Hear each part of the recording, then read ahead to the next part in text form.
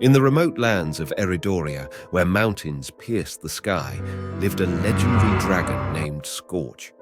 For centuries, Scorch had fed on the fear and anger of humans, growing stronger with each passing year.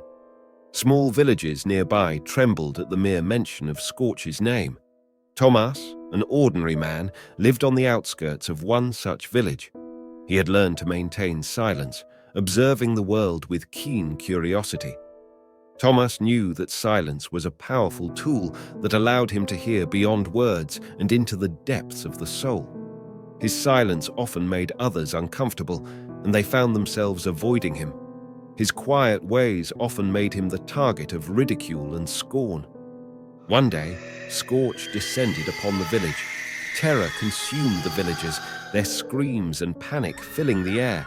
The dragon swooped down, its fiery breath engulfing the homes and buildings. The villagers ran for their lives, but there was nowhere to hide. Amid the chaos, Tomas emerged from the crowd. He walked towards Scorch, his steps steady and slow. The villagers watched in disbelief as Tomas stood before the dragon, his eyes fixed on its blazing gaze.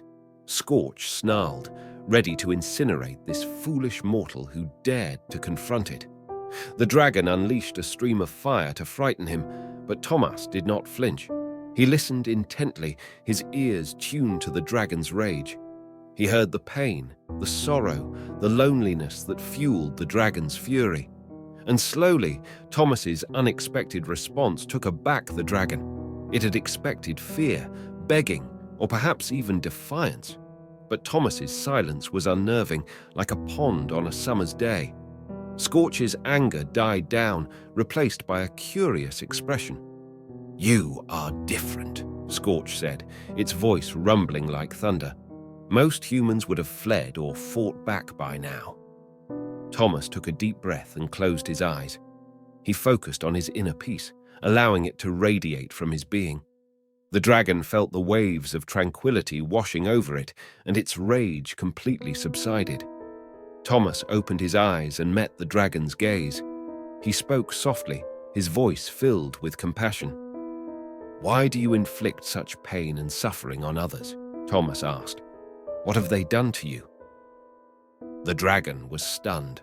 Tomas's words sowed the seeds of doubt in the dragon's mind. It began to question its own motives and actions. "My desire for power and control has consumed me. Fear and anger feed me," Scorch admitted, its voice hoarse with uncertainty. "My dear friend, true power comes from within, not from someone else's," Tomas replied. Scorch pondered Tomas's words. "How could I seek my inherent strength, similar to what resonates within you?" The dragon sought guidance. "Learn to quiet your mind. Listen to the whispers of your heart. Find solace in being still, even if for a fleeting instance. Only then will you find the power you seek," Tomas counseled.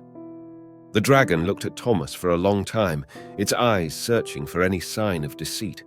But it found none in his honest, compassionate gaze. "Thank you for showing me the way," Scorch declared, its voice full of hope and determination.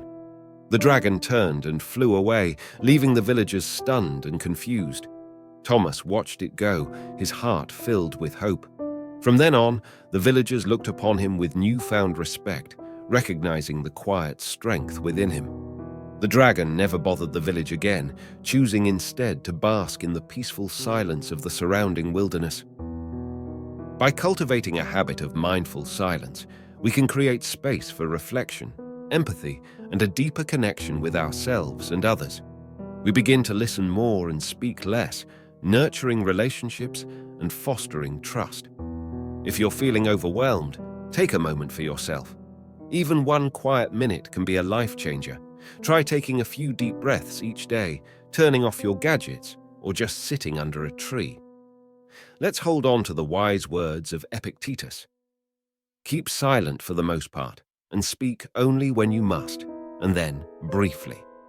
Here's hoping this thought reaches out to someone who might need it right now. May we all strive to use our words wisely, letting our actions speak louder than any noise we could ever make. Thank you for watching. Take good care.